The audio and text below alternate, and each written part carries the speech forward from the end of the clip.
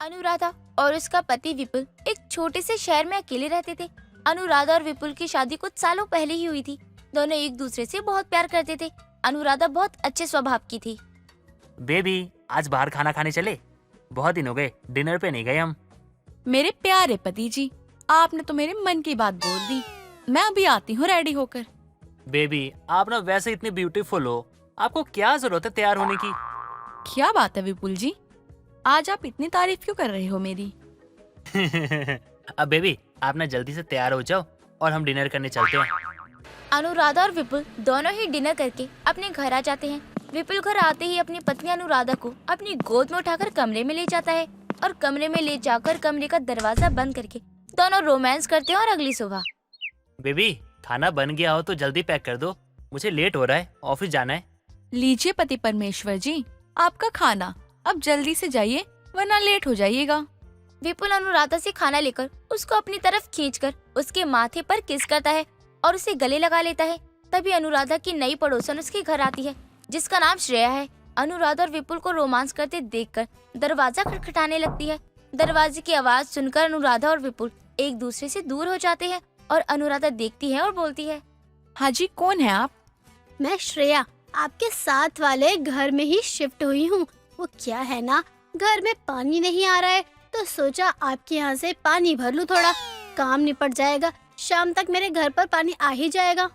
हाँ श्रेया जी, क्यों नहीं। आप हमारे साथ वाले घर में आए हो तो आप हमारे पड़ोसी हुई, और एक पड़ोसी ही दूसरे पड़ोसी के काम आता है। आइए आइए बैठिए। यार ये कितना हॉट और हैंडसम है, बात तो करनी पड़ेगी इससे। श्रेया जी, आप मन ही मन में क्या सोच रही हो? ध्यान कहाँ है आपका? इतनी देर से पानी गिर रहा है। अरे माफ करना बहन, वो क्या है ना, जब से आपके पड़ोस में आई हूँ तब से दिमाग में बस चिंता लगी रहती है। पूरा घर कैसे संभालूंगी, कैसे रहूंगी पूरे घर में अकेले। अरे श्रेया जी, मैं अब तुम्हारी पड़ोसन बन गई हूँ, तो तुम्हें किसी भी चीज की जरूरत हो तो आप मुझसे बेझिझक मांग लीजिएगा। अब आप अपने आप को अकेला मत समझना। वैसे आपसे एक बात पूछे, अगर आप बुरा ना मानो तो आप दोनों को देखकर लगता नहीं है कि आपकी लव मैरिज हुई है? आपका पति आपसे इतना ज्यादा प्यार करता है? हाँ श्रेया जी, मैं समझ गई। तुमने ये सब क्यों पूछा? अरे वो क्या है ना, मेरी और विपुल जी की अरेंज मैरिज हुई है। उनकी शुरू में रोमांस करने की आदत है। वैसे श्रेया जी, आपने अपने बारे में कुछ नहीं बताया। कहाँ से आई हैं आप और अकेले कैसे? अनुराधा बहन, मैं आपको अब बात फुर्सत में बताऊंगी। अब तो मैं आपकी पड़ोसन बन गई हूँ। अभी मेरी माँ का फोन आ रहा है, उन्हें बता दूं कि मैं ठीक से पहुँच गई अपने नए घर में। श्रेया ऐसा बोलकर पानी लेकर चली जाती है और अपनी सास से फोन पर बात करती है। श्रेया अपने घर को अच्छे से साफ करके खुद तैयार हो जाती है और शाम का इंतजार करती है। शाम होते ही जब विपुल अपने ऑफिस से घर आ जाता है, कुछ देर बाद श्रेया विपुल को देखने के लिए मिर्ची लेने के बहाने अनुराधा के पास जाती है। विपुल को इम्प्रेस करने के लिए छोटे कपड़े पहनकर जाती है। अनुराधा बहन, क्या मैं अंदर आ सकती हूँ? अरे श्रेया जी, ये भी कोई पूछने वाली बात है? आप दरवाजे के पास क्यों खड़ी हैं? अंदर आइए। माफ करना बहन, जो मैंने आपको इस समय परेशान किया और आप लोगों को खाना खाते डिस्टर्ब किया। वो क्या है ना, मैं आपसे थोड़ी सी मिर्च लेने आई थी और बाजार यहाँ से बहुत दूर है तो सोचा अभी आपसे ही ले लूं। कल बाजार जाकर सारा राशन लेकर आ जाऊंगी। अरे आप अकेले क्या बनाएंगी घर जाकर? आप हमारे साथ खाना खा लीजिए। आइए श्रेया बहन, बैठिए। वैसे श्रेया जी, आपने बताया ही नहीं अपने बारे में। आप अकेले क्यों रह रही हैं यहाँ?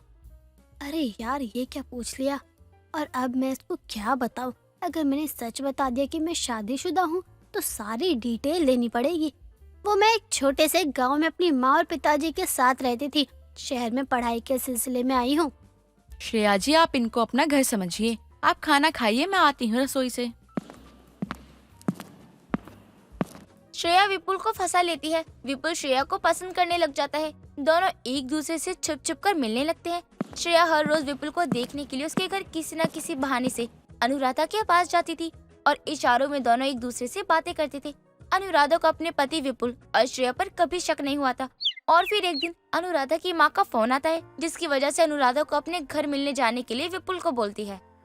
विपुल जी, मेरी माँ की तबीयत बहुत खराब है तो सोचा एक बार मैं अपने घर से हो आऊं। काफी समय से मैं अपनी माँ से मिलने नहीं गई हूँ।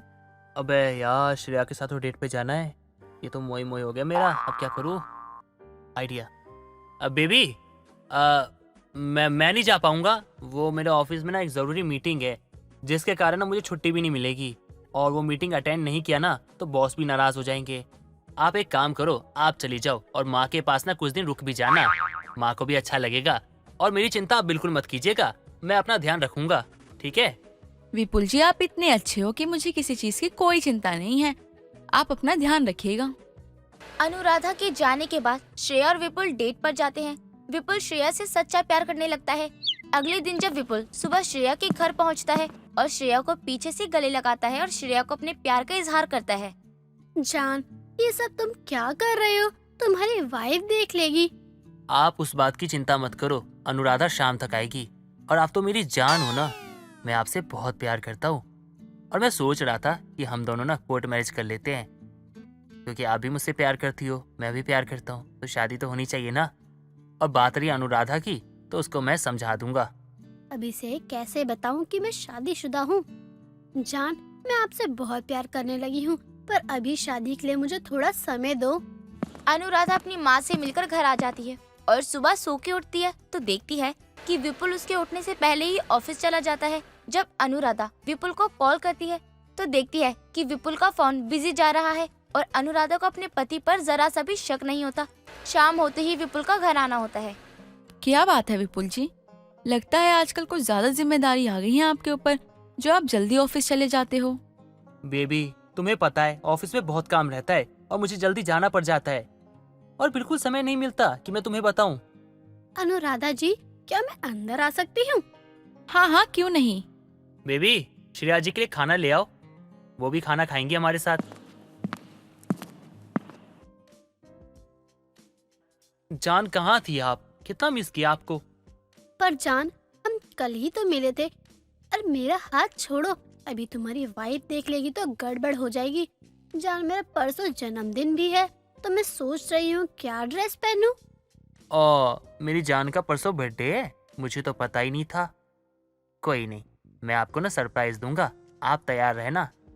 अनुराधा की रसोई से बाहर आते ही विपुल और श्रेया एक दूसरे से दूर हो जाते हैं और साथ में बैठकर खाना खाने लगते हैं। विपुल श्रेया के जन्मदिन वाले दिन श्रेया के लिए सरप्राइज रखता है, पर श्रेया के जन्मदिन वाले दिन श्रेया का पति उसको सरप्राइज देता है। विपुल श्रेया के पति को देखकर श्रेया को बाहर बुलाता है और पूछता है, श्रेया, वो आदमी कौन था जो इतने सारे फूल लेके तुम्हारे घर आया था?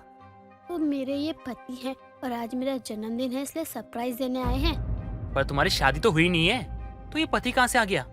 नहीं विपुल, जो मैंने बताया वो सब झूठ था, और मैं शादीशुदा हूँ और मैं अपने पति से बहुत प्यार करती हूँ। पर जान, मैं तो तुमसे बहुत प्यार करता हूँ, और जो पल हमने एक साथ बिताए थे उसका क्या, वो सब झूठ था? विपुल, मैं बस अपने पति से प्यार करती हूँ, और जो भी मैंने तुम्हारे साथ पल बिताए वो बस टाइम पास था। वाह श्रेया वाह, क्या खेल खेला है तुमने। तुम इतनी बड़ी धोखेबाज निकलोगी, बेवफा निकलोगी, मैंने कभी सोचा नहीं था। तुमने प्यार का मजाक बना दिया है, प्यार किसी से, शादी किसी से। धोखेबाज तो तुम भी हुए, जो अपनी इतनी अच्छी वाइफ को छोड़कर किसी और औरत के साथ आशिकी लड़ा रहे थे। बस यही गलती थी मेरी कि मैंने तुम पे यकीन किया। तुम जैसी बेवफा के जाल में फंस गया मैं। चली जाओ यहाँ से, मेरी नजरों के सामने दोबारा आ मत जाना। विपुल श्रेया को बेवफा बोलकर चला जाता है। विपुल को एहसास हो जाता है कि अपनी पड़ोसन पर विश्वास करना उसकी जिंदगी की सबसे बड़ी गलती थी। गोल मटोल गोलावती अपने बेटे गौतम के रिश्ते के लिए पूरे परिवार के साथ लड़की वालों के घर पहुंचती है, जहां लड़की की मां इमरती सभी के हट्टे कट्टे शरीर को देखकर हैरान रह जाती है और हाथ में पकड़ी चाय की ट्रे को देखकर मन में कहती है, हाय दैया, ये किन पहलवानों के घर से रिश्ता आया है मेरी कोमल के लिए। अभी इनको कप में चाय दूं या बाल्टी में? अरे बहन जी, क्या सोचने लगी, चाय रख दो, ठंडी हो जाएगी वरना। हाँ, कांता बहन ने बताया था आपके परिवार के बारे में। बहुत नाम है आपके परिवार का, खुद की कंपनी भी है।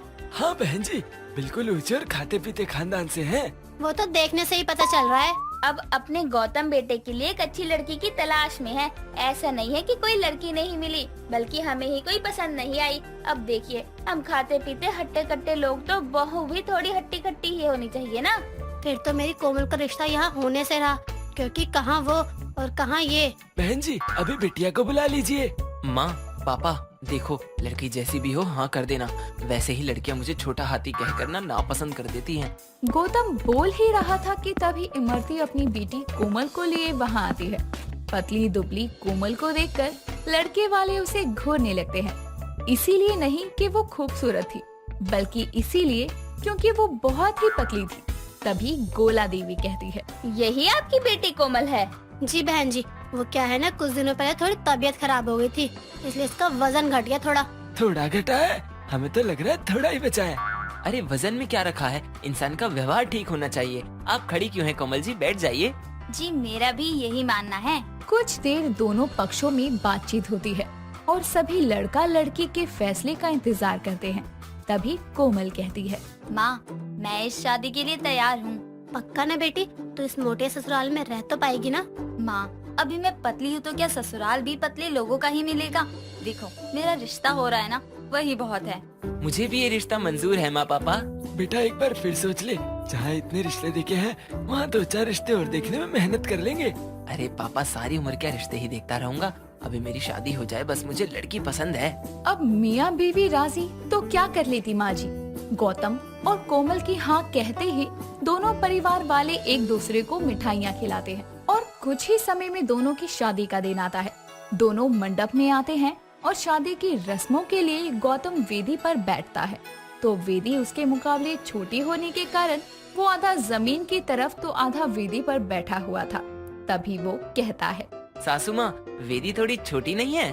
बेटा वेदी तो इतनी ही होती है ना, तुम ही कुछ ज्यादा फैले हुए हो। अरे बेटा तो एक काम कर, दोनों वेदी पर तू ही बैठ जा। बहू तो पतली सी है, एडजस्ट कर लेगी। क्यों समधन जी? अरे पतली है तो क्या, दूल्हे की गोद में बैठ जाए दुल्हन। कुछ ही देर में पूरे विधि विधान के साथ गौतम और कोमल की शादी हो जाती है और वो शादी के बंधन में बन जाते हैं। और इस तरह पतली कमसिन कोमल अपने मोटे ससुराल में गृह प्रवेश की रस्म कर कदम रखती है। ऐसे ही दिन निकलते हैं। एक रोज नाश्ते के समय गुल्लू लाल कोमल से कहता है, बहू जरा मक्खन लगाकर 2 पराठे और देना। 2 पराठे और ससुर जी? अभी तो आपने 4 खाए हैं। देखिए, सादा खाने से आपको एसिडिटी की दिक्कत हो सकती है। अरे बहू, इन्हें कोई दिक्कत नहीं होती। तू अपनी बोल कि तुझे ज्यादा पराठे बनाने तो भारी नहीं पड़ रहे ना? कैसी बात कर रही हैं सासू माँ? माना मैं खाती कम हूँ, लेकिन काम में काम चोरी नहीं करती। ये लीजिए ससुर जी पराठे। अच्छा बहू, मैं कह रही थी जल्दी से तैयार हो जा, आज तुम दोनों को मंदिर जाना है भगवान और पुजारी जी का आशीर्वाद लेने। हाँ सासू माँ, बस मैं अभी तैयार होकर आती हूँ। कुछ ही देर में तीनों कार में बैठकर मंदिर जाने के लिए निकल जाते हैं। वहाँ विशेष आरती और पूजा करके दोनों पुजारी का आशीर्वाद लेते हैं और फिर गौतम वहाँ से ऑफिस के लिए निकल जाता है। घर लौटते हुए रास्ते में उन्हें उसके मोहल्ले में रहने वाली सुमति मिलती है, तो दोनों सास बहू को देखकर वो कहती है, कैसी है गोलावती, और ये सूखी सी लकड़ी कौन है तेरे साथ? सूखी लकड़ी नहीं, मैं इनकी बहू कोमल हूँ आंटी। अच्छा, तो ये है तेरी बहू। वो मैं मुंह दिखाई में आई नहीं थी ना, इसलिए मुझे पता नहीं, पर अब पता चल रहा है कि मोहल्ले की औरतें वो बात क्यों कह रही थी। बात? कैसी बात? वही कि पतली बहू का मोटा ससुराल, मतलब अब ससुराल वाले इतने खाते पीते मोटे हट्टे खाटे हैं, लेकिन बहू झाड़ू की सीख से ले आए। अरे तो मेरी बहू हमेशा ऐसी पतली सुकड़ी थोड़ी रहेगी। अरे वो भी खाते पीते घर की बहू है। हाँ हाँ, वो तो है ही। मैं तो बस वही बता रही थी जो लोग कह रहे थे। चलो चलती हूँ मैं। तुम दोनों सास बहू को देखकर याद आ गया कि मुझे कद्दू और ग्वार फली लेने बाजार जाना है। इतना कहकर वो हंसते हुए अपने रास्ते निकल जाती है। तभी गोलावती अपना सर खुजाते हुए कहती है, हमें देखकर इसे सब्जी की याद क्यों आई और ये हंसकर क्यों गई? मोटा शरीर और उससे भी मोटी बुद्धि। हंसकर नहीं, आपको कद्दू और मुझे गवार फली कहकर मजाक बनाकर गई है हम सास बहू का। चलिए अब। तभी सास बहू अपने घर चली जाती है। समय बीतता है। धीरे धीरे कोमल भी अपने ससुराल के माहौल में ढल जाती है। एक रोज गौतम अपने शर्ट के बटन लगा रहा था, लेकिन उसके मोटापे के कारण वो एक बटन लगाता तो दूसरा खुल जाता। तभी कोमल नाश्ता लेकर वहाँ आती है और उसका ये हाल देखकर कहती है, बस अब यही तो होगा, मोटापे के कारण कपड़े भी शरीर पर रुकने को राजी नहीं है। कितनी बार कहा है, मैं मोटा नहीं हूँ, बस खाते पीते घर का हूँ। बस अभी मुझे मत सिखाओ। खाते पीते होने का मतलब ये नहीं कि खा पी कर फूलते ही रहो। बताओ, अब तो तुम्हें डबल एक्सेल शर्ट भी छोटी हो रही है। देखो मेरी मानो बढ़ता वजन बीमारियां लाता है। हाँ हाँ समझ गया, अभी नाश्ता कर लूँ? जी नहीं, ये नाश्ता मैं अपने लिए लाई हूँ। आप तो आज बिना नाश्ते के ही जाओ। अरे अरे कोमल सुनो तो, अरे कोमल नाश्ता वापस लेकर वहाँ से चली जाती है और ना सिर्फ गौतम को बल्कि अपने सास ससुर को भी वो यही सलाह दिया करती थी, लेकिन सभी उसकी बात को एक कान से सुनकर दूसरे कान से निकाल दिया करती। एक रोज संडे के दिन दोपहर के खाने में कोमल सबके लिए खिचड़ी बना कर रखती है, जिसे देखकर उसकी सास कहती है, अरे ये तूने अपना खाना हम सबको क्यों परोस दिया बहू? हाँ बहू, ये खिचड़ी विचड़ी में कोई स्वाद नहीं होता। हाँ तो कभी कभी बिना स्वाद की चीजें भी खा लिया कीजिए, और खिचड़ी पौष्टिक होती है। अरे हमें नहीं भाती है खिचड़ी, और छुट्टी के दिन तो कुछ स्वादिष्ट बना देती बहू। आप कैसे लोग हैं, आप ही बताइए। अच्छा लगता है क्या जब लोग कहते हैं कि ये देखो पतली बहू को मोटा ससुराल मिल गया, जहाँ इंसान नहीं एक छोटा हाथी और दो छोड़िए बहू तो तू कौन सी ठीक ठाक है? मेरा बेटा छोटा हाथी तो उसके सामने गिलहरी मालूम पड़ती है। बस कीजिए आप लोग, अरे क्या मोटा पतला लगा रखा है। कोमल तुम्हें हमारी सेहत की फिक्र है, मानते हैं, लेकिन हम भी तो धीरे धीरे ही अपने खाने की आदत में कंट्रोल कर सकते हैं ना। इसलिए अपने इन मोटे ससुराल वालों को थोड़ा समय दो। हाँ बहू, और देख तू भी तो पतली है, लेकिन हमने कभी तुझे अपने जैसा बनाने की कोशिश नहीं की ना। अब लोगों का क्या है, वो पतली बहू का मोटा ससुराल कहते हैं, पर उन्हें क्या पता कि तुझे अपने इस मोटे ससुराल में किसी बात की कमी नहीं है। ये तो आपने सही कहा ससुर जी। अपने पतलेपन को लेकर जितने ताने मैंने सुने हैं वो सब मैं ससुराल आने के बाद भूल ही गई हूँ। यहाँ मैं जैसी हूँ वैसे ही आप लोगों ने मुझे पसंद किया। हाँ तो इसी बात पर हम सब आज खिचड़ी का ही लंच करेंगे। तभी सब हंसने लगते हैं और एक साथ मिलकर खिचड़ी खाते हैं। और इस तरह कोमल अब अपने ससुराल वालों की खुशियों पर ज्यादा ध्यान देती, ना कि लोगों की बातों पर। प्रीति कियारा आडवाणी की फैन थी, जो हमेशा ही अपने बॉयफ्रेंड कबीर से कहती रहती थी, कबीर तुम में मुझे पाने के लिए कबीर सिंह जैसा पागलपन होना जरूरी है। प्रीति, मैंने माना कि तुम कियारा की बहुत बड़ी फैन हो, लेकिन इसका मतलब ये थोड़ी है कि अब वो जो भी करे हम भी वही करें। देखो कबीर सिंह में कियारा का नाम प्रीति था, और संजोग ये रहा कि मेरा नाम भी प्रीति है, और तुम मेरे कबीर, जो कि तुम्हारा रियल नाम भी तो है। ठीक है, आज से मैं तुम्हारा कबीर सिंह और तुम मेरी प्रीति। प्रीति कोई भी लड़ाई झगड़ा होने पर सबसे पहले कबीर को कॉल करके बुलाती थी और कहती थी, तुम कबीर सिंह की तरह सबको बताओ कि मैं तुम्हारी गर्लफ्रेंड हूँ, और हर कोई मुझे कुछ बोलने से पहले डरे। ऐसे में एक रोज प्रीति के कॉलेज में एक लड़का प्रीति से कहता है, क्यों प्रीति, आज तो कतई जहर लग रही है। तेरा कबीर सिंह कहाँ है, आज आया नहीं क्या?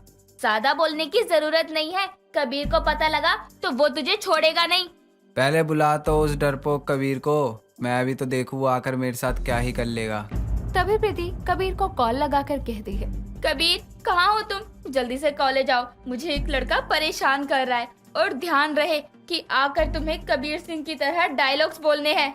यार मैं नहीं आ सकता हूँ, तुम खुद ही प्रॉब्लम्स क्रिएट करती हो और फिर मुझे कॉल करके कहती हो कि कबीर बन जाओ मेरे। तुम ये सब खुद देख लो। अगर तुम नहीं आए 15 मिनट में तो मैं कर लूंगी ब्रेकअप, और मेरा दूसरा कबीर सिंह जो होगा वो तुम्हें बताएगा कि प्रीति को कैसे पाया जाता है। आ रहा हूँ मेरी माँ, आ रहा हूँ। हर बार एक ही धमकी देती है। गुड बॉय, गुस्से में एंट्री लेना और 4 डालना, और याद रहे कि तुम्हें ये डायलॉग भी बोलना है, किसने हाथ लगाया मेरी प्रीति को, किसने। इतना कहकर वो कॉल कट कर देती है।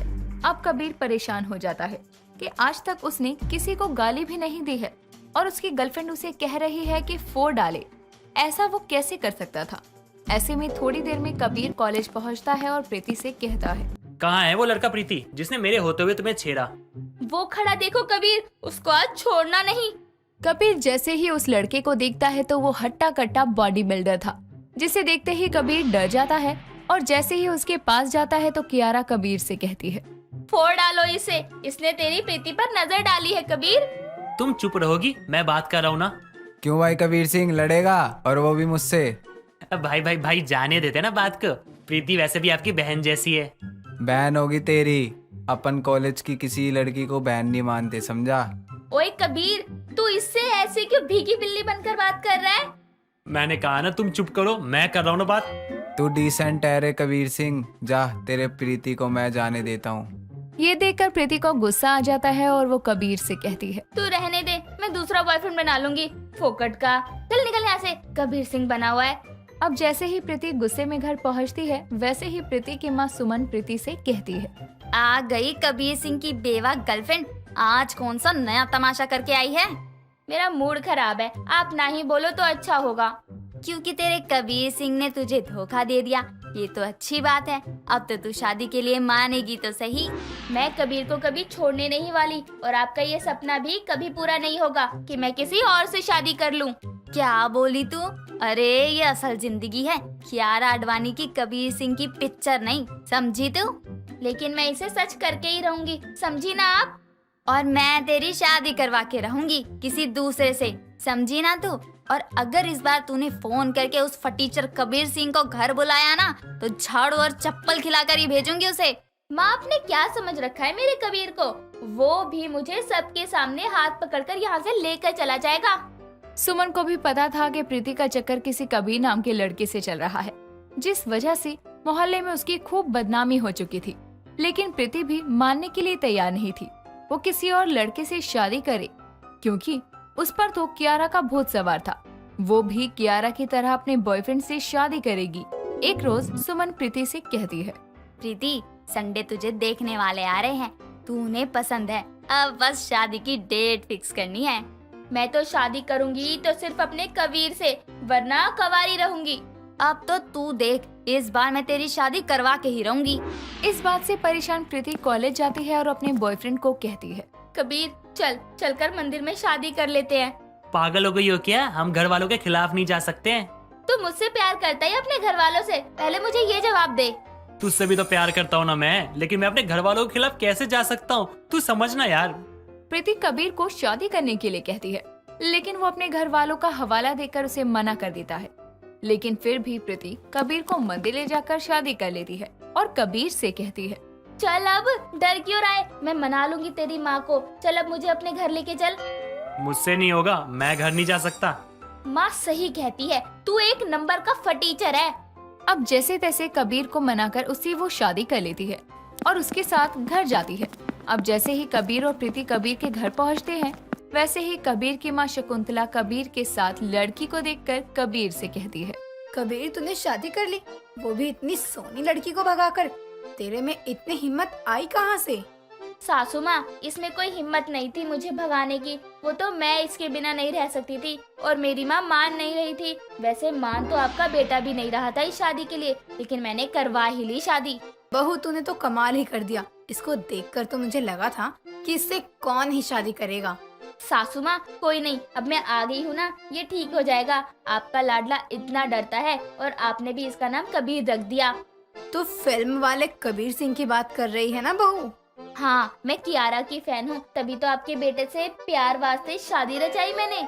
शकुंतला प्रीति को अपनी बहू इसीलिए भी मान लेती है क्योंकि उसका बेटा कबीर बहुत ही सीधा साधा था, जिसे देखकर हर कोई यही कहता कि इससे शादी करने वाली भी इसे छोड़कर चली जाएगी। लेकिन प्रीति तो तेज तरार थी और शकुंतला को ऐसी ही बहू चाहिए थी। ऐसे में इधर जब प्रीति की माँ सुमन को ये पता चलता है कि उसकी बेटी ने कबीर से शादी कर ली है, तो वो प्रीति को कॉल करके कहती है, कैसी है मेरी प्रीति अपने बेवड़े कबीर सिंह के साथ? माँ, क्यों फोन किया? मैं एकदम मस्त हूँ अपने कबीर की बाहों में। मैंने तुझे इसलिए फोन किया है क्योंकि मुझे जब पता चला कि तूने उस बेवड़े से शादी की है, तो मैंने तेरे अंतिम संस्कार की तैयारियां शुरू कर दी। पहली बात तो मेरा कबीर च्युइंगम नहीं खाता और वह बेवड़ा होना बहुत दूर की बात है। और आपको मेरे अंतिम संस्कार की ढेरों शुभकामनाएं। चल फोन रख बेशरम, बिल्कुल अपने बाप पर गई है। अब अगले दिन ही शकुंतला के दिमाग में कबीर सिंह फिल्म को लेकर बातें चल रही थी कि प्रीति और कबीर ने जिनसे इंस्पायर होकर शादी की है। ऐसे में शकुंतला सोचती है, कहीं मेरी बहू पहले से तो प्रेग्नेंट नहीं है। एक पल को मेरा बेटा ऐसा नहीं करेगा, पर मेरी बहू तो बहुत तेज है, वो कुछ भी कर सकती है। क्योंकि कबीर सिंह वाली फिल्म में भी तो प्रीति शादी से पहले ही वो सब ना बाबा ना। यही सोचते हुए शकुंतला अपनी बहू प्रीति से कहती है, बहू, मुझे तुझसे कुछ पूछना है। पूछूं क्या? जी सासू माँ, आपको जो पूछना है वो पूछ लो। तू कियारा की फैन है और जब उसने अपने बॉयफ्रेंड से शादी करी थी तो तूने भी कबीर से ही शादी की, अपने घर वालों के खिलाफ जाकर। तो क्या कबीर सिंह की फिल्म के जैसे जैसे वो प्रीति शादी से पहले प्रेग्नेंट थी, कहीं तू भी तो। माँ जी, आपको अपने बेटे को देखकर क्या लगता है वो ऐसा कुछ करेगा? शादी में तो 100 नखरे किए हैं, वो भी लड़कियों की तरह। हाँ, ये भी है। तू सही कह रही है। मुझे तो उस पर अपने से ज्यादा भरोसा है। आपका बेटा तो एक मक्खी ना मारे और आप बात कर रही हो वो सब। माँ जी आप भी ना। इस तरह प्रीति अपनी फेवरेट कियारा की तरह अपने कबीर से ही शादी करती है, वो भी तब जब कियारा सिद्धार्थ से शादी करती है। उमा अपने बेटे नितिन की शादी को लेकर बहुत ही परेशान थी। वो हर किसी से नितिन की शादी के लिए कहती और उमा के रिश्तेदार भी नितिन के लिए कई लड़कियों की फोटो दिखा चुके थे, लेकिन नितिन ही अभी शादी नहीं करना चाहता था। ऐसे में एक रोज उमा अपने बेटे नितिन को एक लड़की की फोटो दिखाते हुए उससे कहती है, बेटा ये देख कितनी सुंदर लड़की है, क्या इस लड़की वालों को हाँ कर दूं? माँ, आपको मैंने कितनी बार कहा है कि मेरी अभी कोई उम्र नहीं हुई है शादी करने की। आपको इतनी जल्दी भी क्या है शादी की? ये तेरी शादी करने की उम्र नहीं तो बता मुझे कब करने की उम्र होगी तेरी? जब तू बोलेगा तभी मैं तुझसे कहूंगी कि चल बेटा अब शादी कर ले, तेरी उम्र हो गई है। और तू मेरी बात कान खोल कर सुन ले। जिस वक्त तूने मुझसे शादी करने की बात कही ना, उस समय तो देखना लड़कियां तुझे देखकर यही बोलेगी, मैं इस बुड्ढे से शादी नहीं करने वाली। ना रे बाबा ना। माँ, नहीं हो रहा मैं इतनी जल्दी बूढ़ा, अब बस खुश।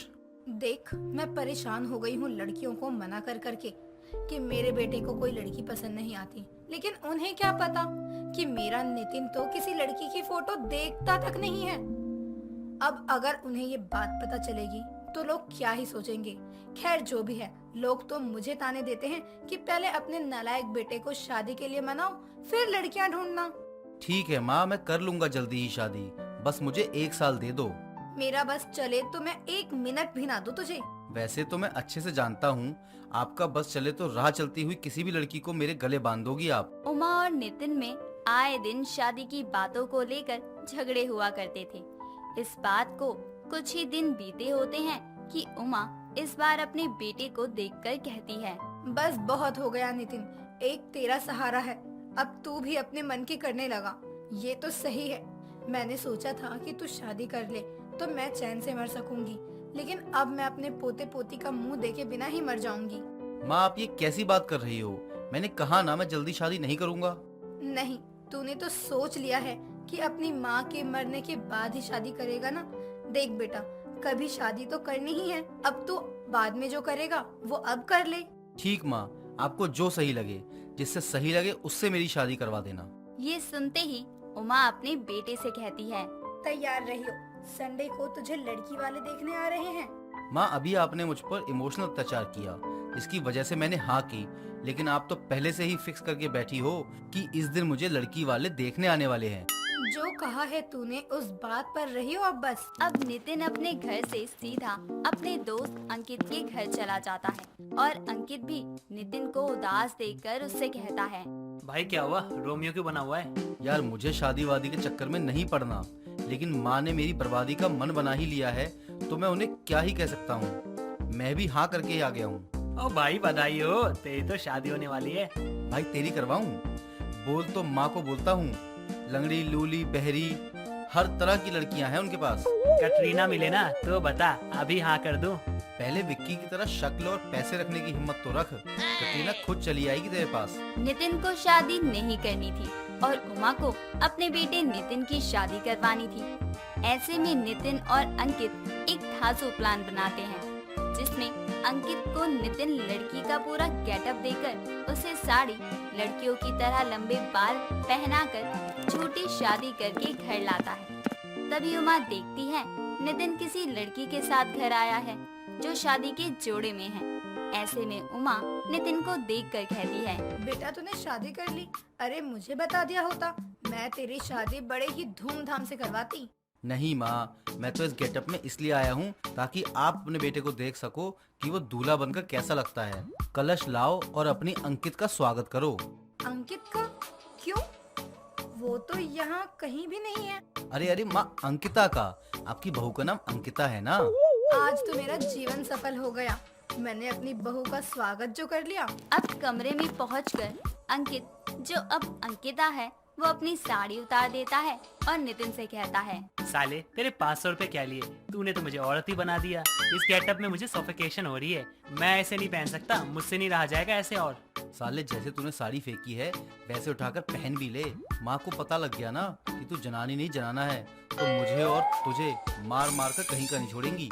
अबे साले, साड़ी पहना लो ठीक है, तेरी माँ कल को आके मुझे कहेगी कि उसे पोता पोती चाहिए तो क्या पैदा कर सकता है तो कर दियो। साले अब तेरा ज्यादा हो रहा है। ये बेरोजगारी भी ना जाने क्या क्या बनाएगी अब मुझे। अंकित और नितिन ये बातें कर ही रहे होते हैं कि तभी उमा अंकिता को आवाज लगाते हुए नितिन के कमरे में आने ही वाली होती है। तभी नितिन गेट पर खड़ा हो जाता है और अपनी माँ से कहता है, माँ वो कपड़े बदल रही है, अभी आप नहीं जा सकती। तो क्या हुआ, उसकी सास हूँ, हट आगे से। तब से तू भी तो था अंदर, तो तुझे शर्म नहीं आई? अब अपनी माँ को अंदर जाने से रोक रहा है। माँ वो भी नहीं है तो शर्मा रही है, समझो ना। जैसे ही बहू बाहर आए उसे बोल दियो कि मुंह दिखाई के लिए बाहर आ जाए।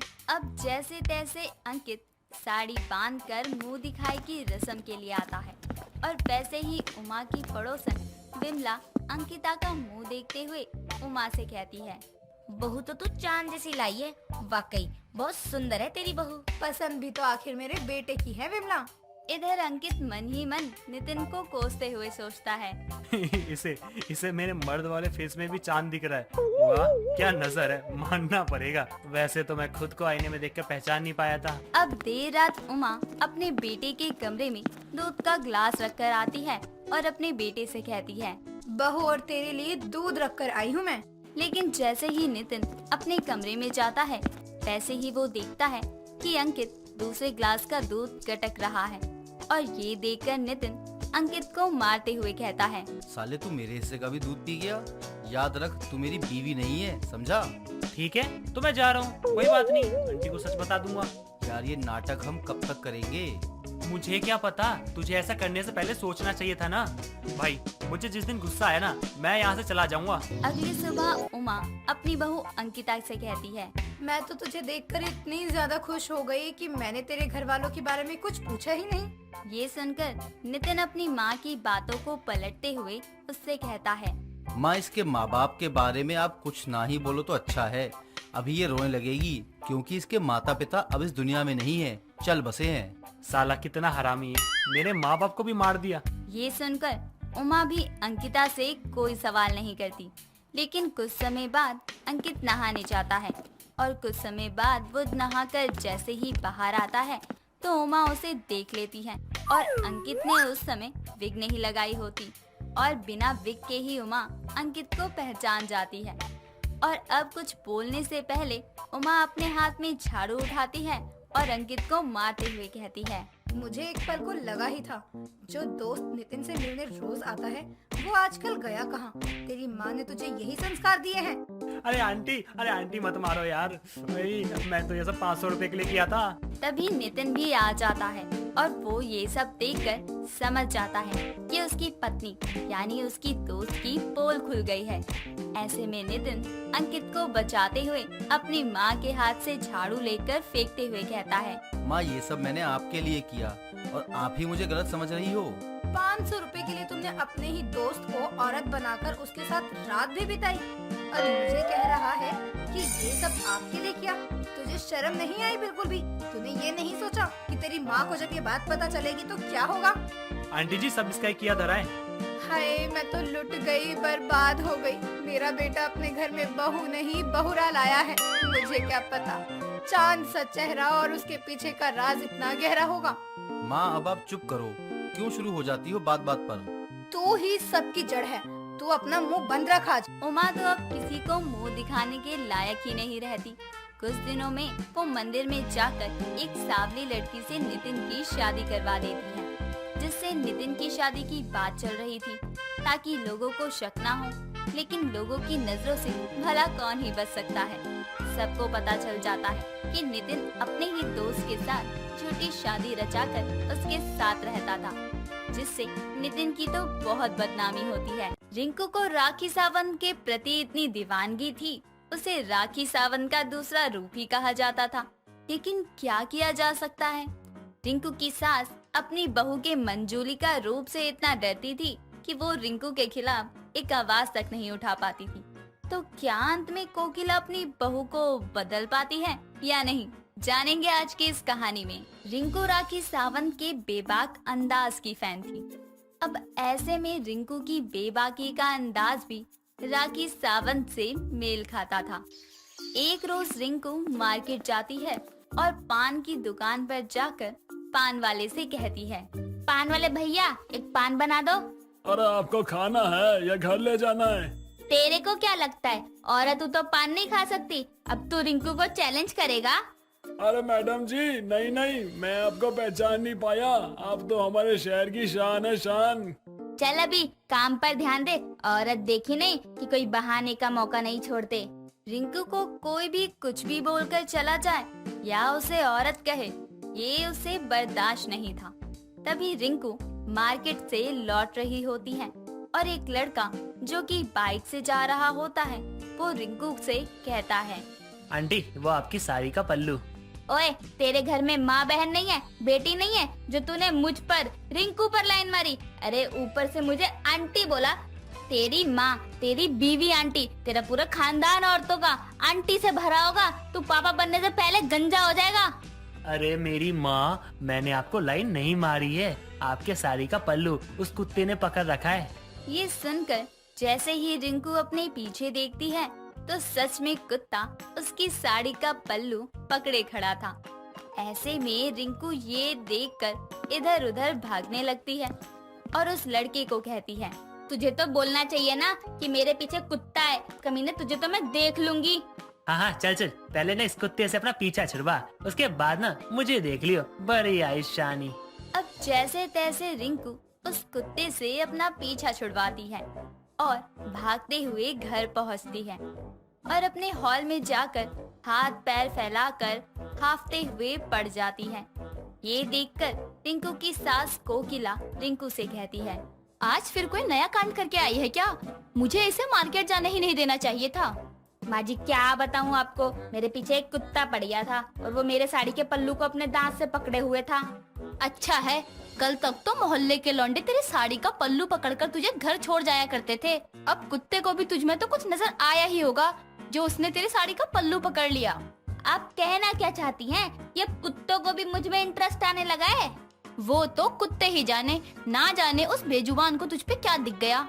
देर शाम कोकिला की पड़ोसन विमला कोकिला के घर आती है और कोकिला से कहती है, कोकिला कहाँ है तेरी राखी सावंत की डुप्लीकेट बहू? पता है उसने आज मोहल्ले में लौंडों को क्या कहा है? देख विमला, इसकी बातें मुझे जानने में कोई दिलचस्पी नहीं है, लेकिन मोहल्ले के लड़कों की जिंदगी का सवाल है। बता क्या किया इसने? इसने कांता की पोती को टॉफी दिलाई होगी तो कांता का बेटा तेरी बहू से कह रहा था कि रिंकू भाभी आपका दिल बहुत बड़ा है, लेकिन पता है तेरी बहू ने क्या कहा? तेरी बहू ने कहा कि मेरा दिल ही नहीं, मेरा तो सब कुछ बड़ा है, दिखता नहीं क्या? राम राम, ना जाने कैसी औरत को ब्याह लाया है मेरा बेटा, एक नंबर की कुलक्षणी है ये। फिर जाते जाते बोली मेरा किडनी फेफड़ा लीवर की बात की मैंने और यहाँ से मुस्कुराते हुए चली गई। विमला, मैं तो इस औरत के रोज रोज की शिकायतों से परेशान हूँ। कल की ही बात है, पान वाले की दुकान पर रामलाल को देखा है ना? हाँ वो बुढ़ा जिसके आखिरी दिन चल रहे हैं, मुंह को दांत नहीं, पैरों में जान नहीं और चलता है ऐसा लगता है जैसे मुर्दों का सरदार कब्र से निकल कर चल रहा है। हाँ हाँ वही बुढ़ा, उसने रिंकू को देखा होगा। इसने डीप कट ब्लाउज पहना था और इसने उस बुढ़े को कहा होगा कि यहाँ क्या देख रहा है, ये सब तेरे लिए थोड़ी बनाया है, मुंह में दांत नहीं, और चला मुझे लाइन मारने। जाकर कब्र में सो जा, कम से कम तुझे मुक्ति तो मिलेगी। बता, उसकी बुढ़िया तो घर आ गई होगी लड़ने के लिए। लड़ने की बात करती है, बहुत हंगामा करके गई है वो तो, और ऊपर से बोली अपनी बहू को समझा ले। भले ही मेरे बुढ़े की उम्र हो गई है, लेकिन जवानी अभी भी बाकी है। अब विमला के जाने के बाद रिंकू अपनी सास को देखकर कहती है, क्यों माँ जी, हो गई मेरी चुगली? इस विमला की बच्ची को तो मैं देख लूंगी, पहले आपको तो निपटा लूं। क्या कह रही थी आप? कुलक्षणी? अरे बहू, विमला आई थी मुझे तेरे बारे में भड़काने के लिए, मैंने भी कह दिया कैसी बात कर रही है तू, मेरी बहू तो कुल की लक्ष्मी है, तू तो उसे खामखा ही बदनाम कर रही है। अच्छा माँ जी, ऐसा कहा आपने, तभी तो आपके पैर कांप रहे हैं ना। चलो कोई बात नहीं माँ जी, डरो नहीं बनूंगी मैं रात में मंजुलिका। हाँ बहू, अब तू जा, आराम कर ले जाकर। इतना बोलकर जैसे ही रिंकू वहाँ से जाती है, वैसे ही कोकिला सोफे पर बैठकर खुद से कहती है, हे भगवान, बचा लिया आपने मुझे इस औरत से। ना जाने आज फिर इसका मूड बना हुआ था मंजोलिका बनने का। पिछली बार ऐसे ही विमला की बात सुनकर मुझे सोने नहीं दिया था रात में। इस औरत ने मंजोलिका बनकर छाती पर चढ़कर बैठ गई थी। अब अगली सुबह जैसे ही दूध वाला आता है, वैसे ही रिंकू दूध लेने के लिए जाती है और दूध वाले से कहती है, आज मुझे 1 लीटर ही दूध चाहिए। अरे क्यों मैडम, आज माँ जी नहीं है घर पर? माँ जी भी है और तेरे भाई साहब भी, लेकिन भाई साहब को जरूरत नहीं पड़ती अब, समझ गया ना? तो निकल यहाँ से। ये बातें बैठी हुई कोकिला सुन रही थी और दूध वाले के जाने के बाद वो अपनी बहू से कहती है, इतना ही क्यों बताया तूने दूध वाले को? और भी बता देती। तेरी पहली सुहागरात, बच्चों की प्लानिंग कैसे करेगी? ये भी बताना था क्या माँ जी? अच्छा, कल बता दूंगी। सही कहती है विमला, मेरी बहू राखी सावंती है, सारी हरकतें मैच करती है तुम दोनों की। कुछ देर बाद कोकिला अपनी बहू को ढूंढ रही होती है, लेकिन कोकिला को क्या पता कि रिंकू तो छत पर विमला के बेटे से नैन मटक्का कर रही है। तभी कोकिला छत पर जाती है और वो देखती है कि रिंकू विमला के बेटे रोहित से कह रही होती है, और चिकने, लगता है आज विमला आंटी घर पर नहीं है। नहीं है ना रिंकू भाभी, लेकिन मुझे लगता है भाई साहब घर पर नहीं है, तभी तो आपने हम जैसे पर नजर मारी। भाई साहब के होने ना होने से क्या फर्क पड़ता है, उनमें तो रोमांस का आर भी नहीं है। अच्छा भाभी, तभी तो आज आप छत पर कबूतरों को दाना डाल रही हो। लेकिन कोई कबूतर फंसता ही तो नहीं है। तभी कोकिला ये सब सुनकर अपनी बहू रिंकू से कहती है, बहू, कबूतरों को दाना डाल लिया हो तो अपनी सास की भी सुन ले। माँ जी, आप कब आई? मैंने तो आपको देखा ही नहीं। बहू, जब तो अपने घर के कबूतरों को छोड़ बाहर के कबूतरों को फंसा रही थी तभी आई हूँ, और ये विमला को आज आने दे, उसकी खैर नहीं। कुछ समय बाद विमला के घर कोकिला का जाना होता है और कोकिला विमला को देखकर कहती है, विमला, मैं तुझे ये कहने आई थी कि मेरे घर की तितली के तो पर कट नहीं सकते, तू अपने घर के कबूतरों को संभाल ले, मेरी बहू पर डोरे न डाले। अच्छा, तभी तो कहूँ, आज नवाबजादे को छत की सफाई का ध्यान कैसे आया? मैं जा रही थी तो मुझसे बोला, लाओ ना मैं साफ कर दूं, और मुझे क्या पता था वहाँ तो कुछ और ही चल रहा था। इतना बोलकर विमला अपने बेटे रोहित को झाड़ू से मारने लगती है और मारते हुए कहती है, जो 20 साल में खुद का कच्छा नहीं धो पाया, वो आज छत की सफाई कर रहा था, वो भी उस रिंकू के चक्कर में जिस पर मोहल्ले के हर छिछोरे का दिल आया हुआ है। और तेरा नंबर कब लगेगा ये तुझे खुद को भी नहीं पता, और चला है तू औरतों पर लाइन मारने। माँ क्यों मार रही हो? कोकिला आंटी अपनी बहू को भी तो समझा सकती हैं। मैं तो मोहल्ले के लड़कों की जिंदगी बचा रही हूँ, बाकी तुम्हारी मर्जी। तुम रिंकू के लिए जान दे दो या नस काट लो, वो किसी की नहीं है, खुद की भी नहीं है वो। तो ये थी कोकिला की राखी सावंत की दीवानी बहू, जो राखी सावंत से भी 10 कदम आगे थी।